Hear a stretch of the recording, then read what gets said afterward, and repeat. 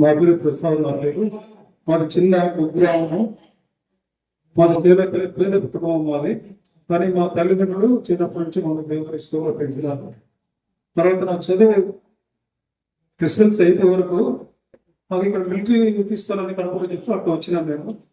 అక్కడ 700 మంది ఉంటే వాళ్ళలో మా తల్లి చేసిన ప్రార్థన నన్ను ఆ మిలిటరీలో అందరికన్నా ముందు వచ్చి నన్ను తెచ్చినాడు. అతను దేవుడు చదువుకుంటే ఎస్ఎల్ చదువుకున్నాను ఆ పుట్టుకున్నాను.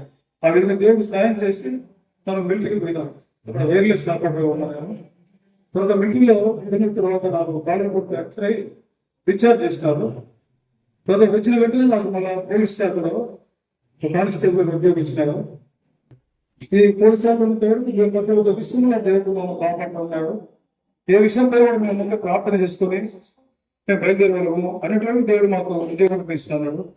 తర్వాత పోలీస్ శాఖ మాకు ప్రమోషన్ ఇచ్చి ఎస్ఐగా ప్రమోషన్ ఇచ్చినాడు. కుటుంబం 30 గంటలు 6 గంటలు నిరంతరంగా దేవుడు మనం అభివృద్ధికి వచ్చినాడు. వాడు ఇప్పుడు కూడా మేము సేవలు ఉన్నాము. ప్రతి పనిలో ముందు దేవుని ప్రార్థన చేసి బయలుదేరి మధ్య మాకు జయమ దేవుడు ఇస్తున్నాడు.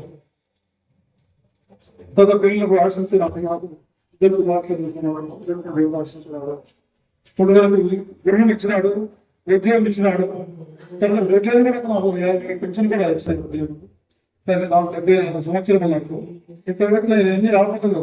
ఒక యాక్సిడెంట్ తగ్గితే నేను తిరగలేదంటే అందుకు అటువంటి దేవుడు నాకు మళ్ళీ శక్తి ఇచ్చి మళ్ళీ దేవుడిని గెలిపించినాడు. ఇప్పుడు ఈ వయసులో నేను లేకపోతే తిరుగుతున్నాను. నాకు దేవుడికి తెలియజేస్తున్నాను.